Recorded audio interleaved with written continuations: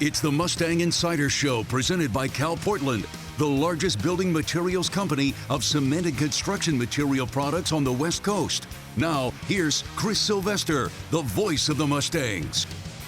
Welcome to another edition of the Mustang Insider presented by Cal Portland. You think the month is January, so we're looking ahead to spring sports like baseball, softball, track and field, beach volleyball, among so many other great spring sports at Cal Poly. But obviously, with how unique this season is, we're getting ready for an unprecedented football season, and one that I think everybody's really excited for.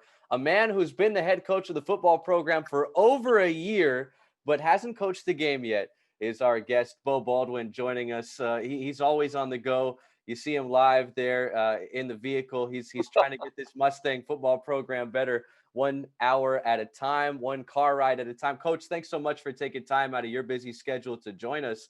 Can you believe that it is the end of January and we're getting ready to start a preseason camp? No, I can't believe it. It is. It's you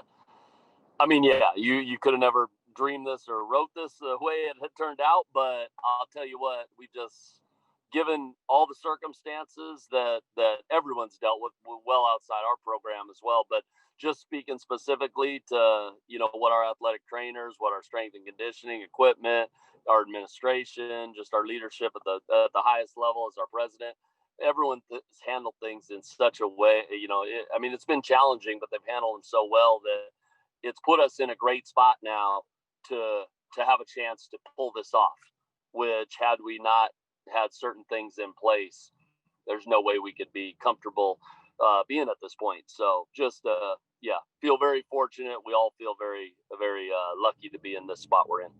What was it like for you this past fall? And I know you guys were able to get out there and have a couple of weeks of practice together among, some other things. But what was it like for you this fall sitting at home and watching all of these FBS games, few FCS games, and not being a part of it?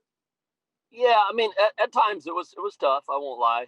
Just because you just want so badly to get back out there, and we're just wired a certain way. I know I can speak for a lot of coaches who football's been such a part of their life, and but speaking specifically myself, and I'm no different than a lot of coaches, and some older than me.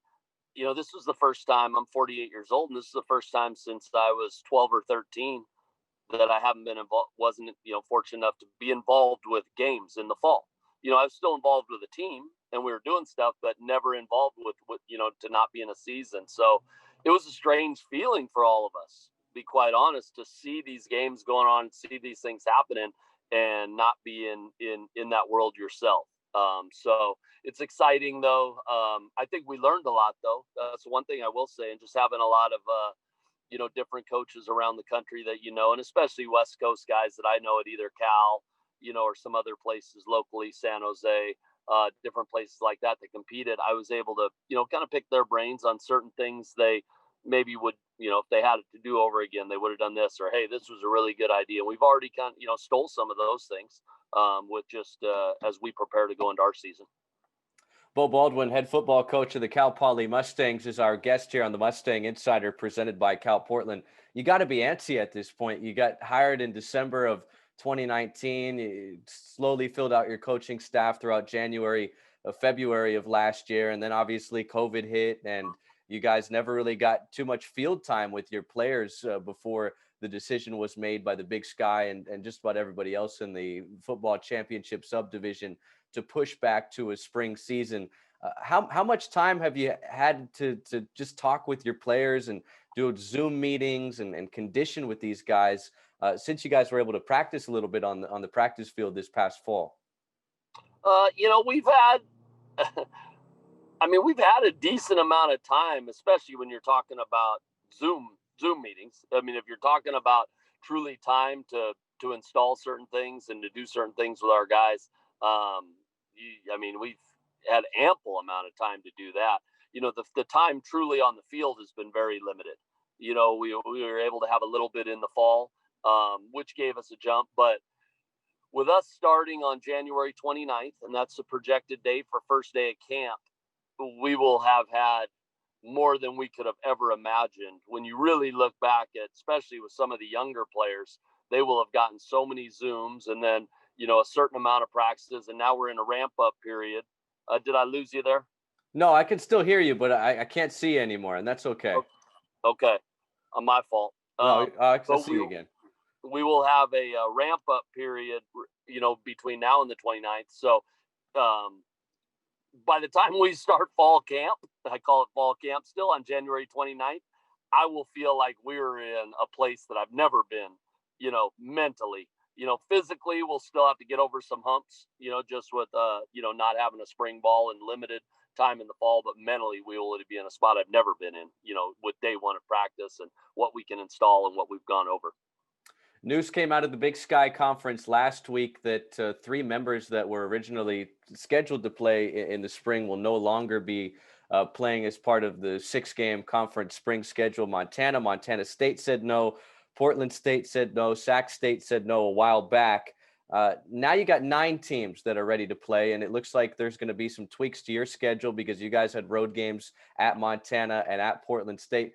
When you heard news of the 3 schools opting out last week, did it raise any type of concern for you guys, or are things pretty much business as usual?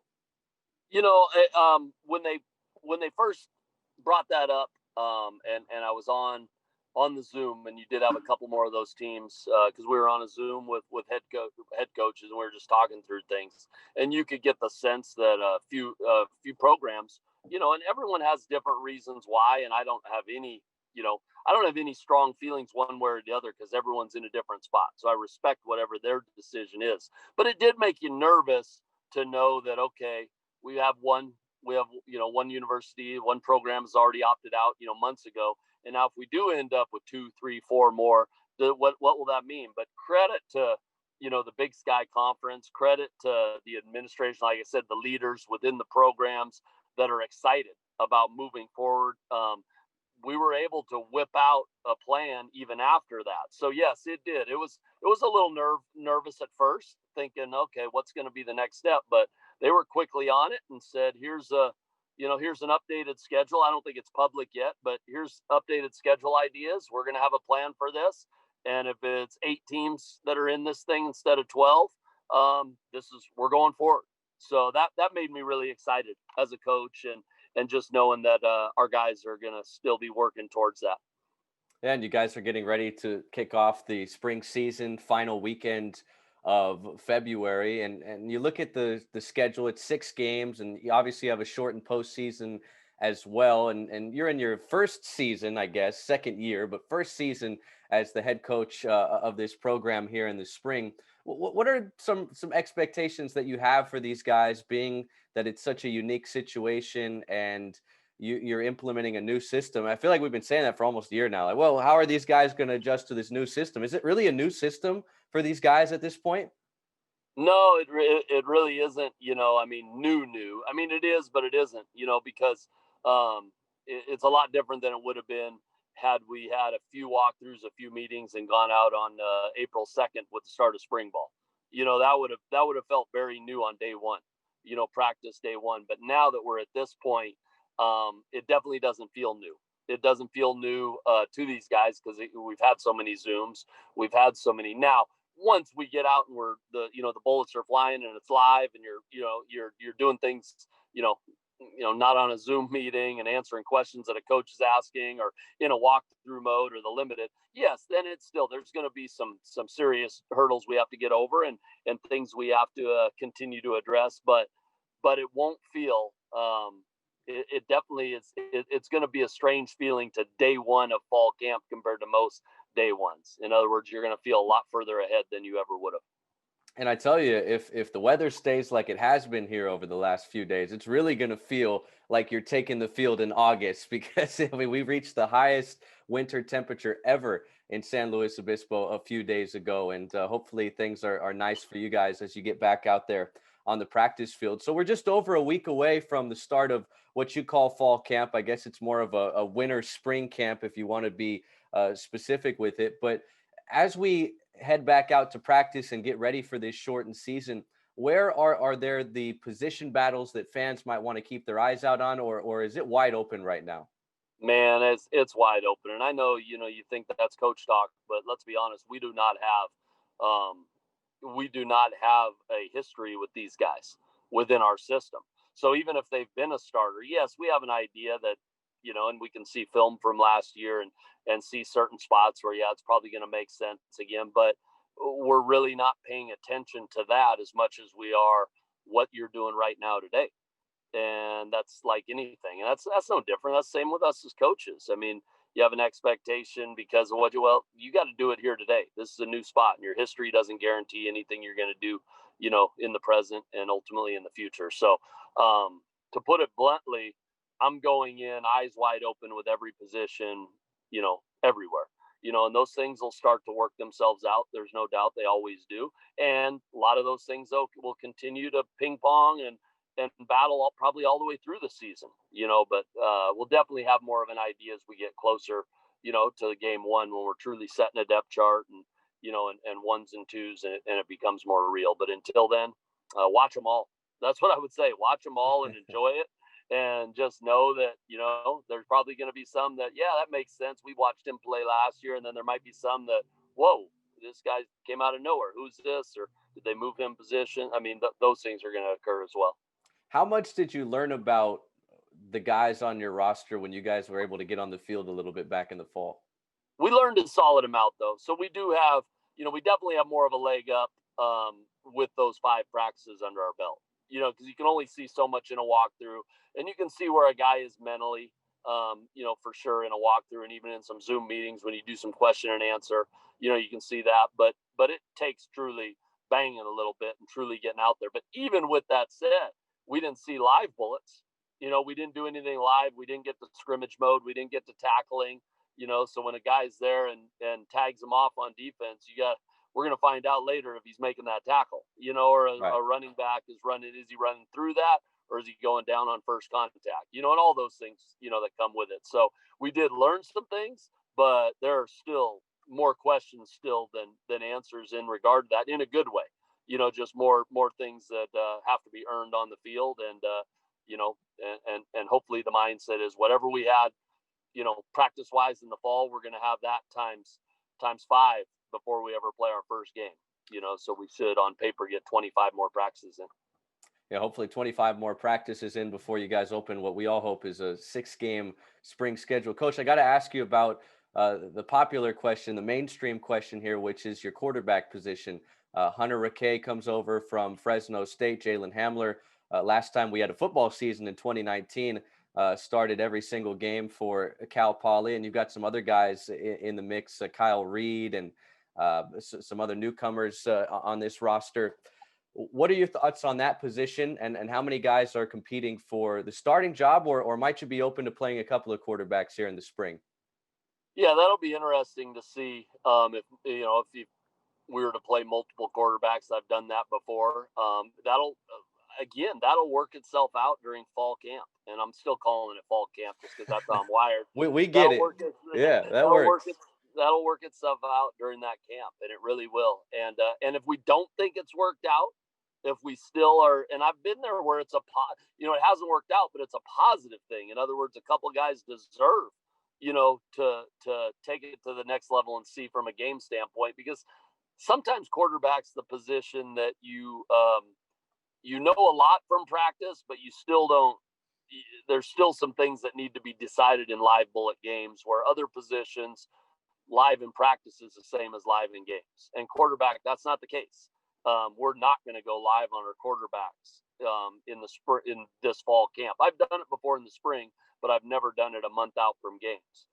So there are certain things we may not, be able to see until somebody gets in a game too. So if it starts to really surface itself, and just they start to, just distance themselves, from a starting standpoint to a number 2 to a number 3, then you may not see multiple guys. But if we do think that guys are at a close level and we need some questions answered, and the only way to get that is through games, then it might be something where we do play multiple quarterbacks. It just all depends on the situation we're in.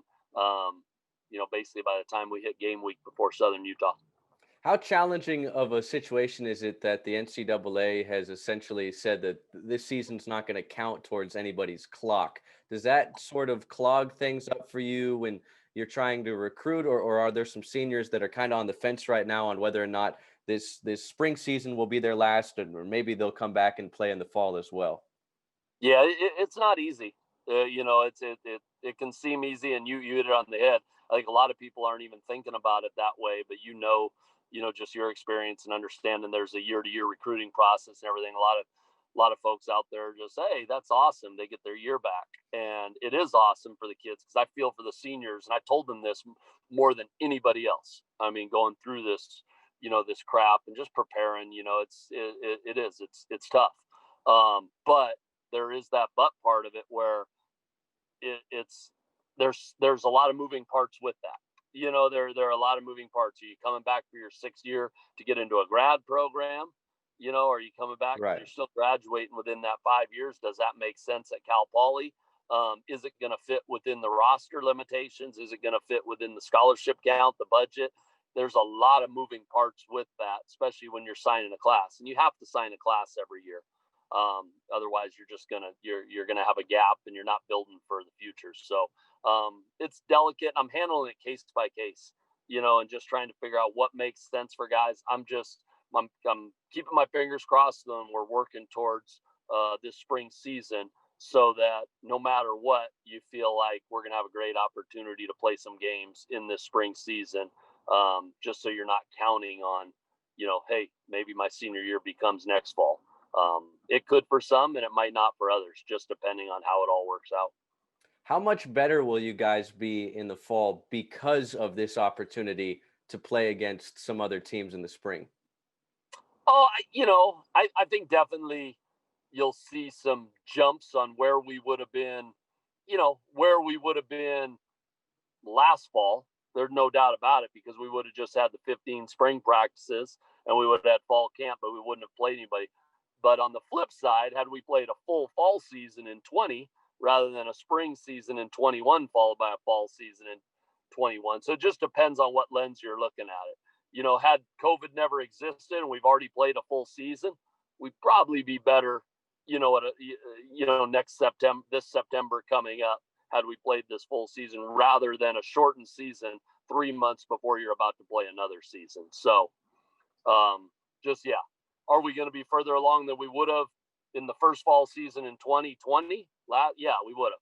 But had this, it's just different. I mean, it's its own kind of set of circumstances that it's hard to compare against other situations. Last thing for you, Coach, before we let you go, and we appreciate your time. We know you're on the go, and we know things are busy for you right now as you get ready for this new unique spring season. But you look at the Big Sky Conference and the FCS and the shortened postseason. In your mind, when you look at your schedule and you look at the teams that have now decided not to play in the spring, what is it going to take for Cal Poly to either win enough games or play enough games to have an opportunity to participate in the FCS playoffs this spring? In your mind, this isn't an 11-game season where you need to be at least 8-3 or 7-4 and have a strong finish in the conference. You're looking at 6 games. So is the margin for error maybe 1 or 2 losses? Gosh, that's a question. There's just no handbook on this, so I really have no idea. Because I don't know throughout the country how many teams are in this thing. And quite honestly, even during all our years at Eastern, I mean, I know the outside looks at it and, hey, 8-3 gets you in, 7-4 might, depending on your schedule and everything like that. We never really did in there.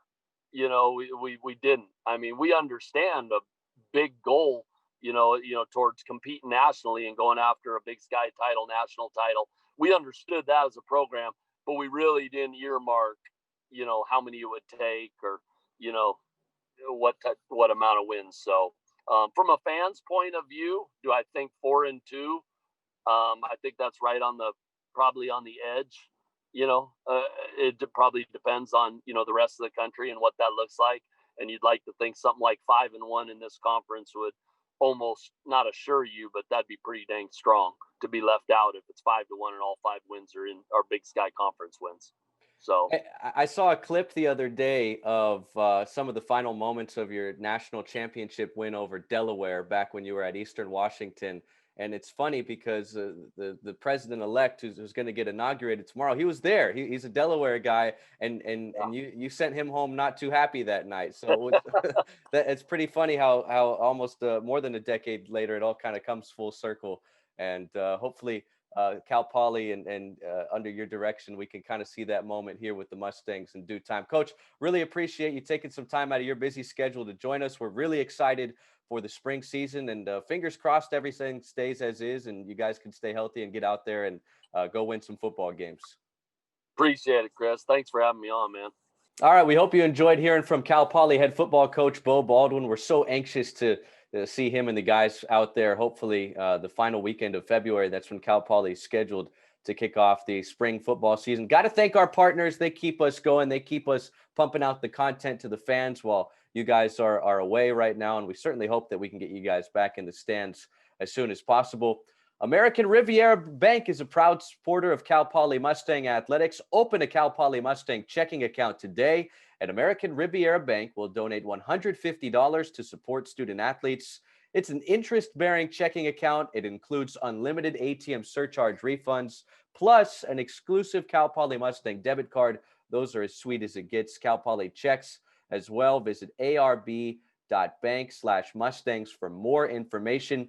American Riviera Bank, bank on better, member FDIC. And of course, it's behind us again. We're so happy to be virtually hosting these shows from the Cliffs Hotel and Spa. They're happy to support the Mustangs. Whether you're visiting Cal Poly or looking for a staycation, nothing beats the Cliffs oceanfront property overlooking the beautiful Central Coast. Come on, we've got it right here behind us. Take advantage of a full spectrum of relaxation at the spa or enjoy a dinner with sunset on the ocean. Even during the winter, we've got sunset on the ocean. You can take it all in at the Marisol, the award-winning restaurant at the Cliffs. Come take it all in at the Cliffs. See you next week on another edition of the Mustang Insider presented by Cal Portland. This has been the Mustang Insider Show presented by Cal Portland, with a commitment to environmental leadership that has made the organization stronger and is the primary choice of contractors. The Mustang Insider Show. The preceding has been a Learfield IMG College presentation of the Cal Poly Sports Network.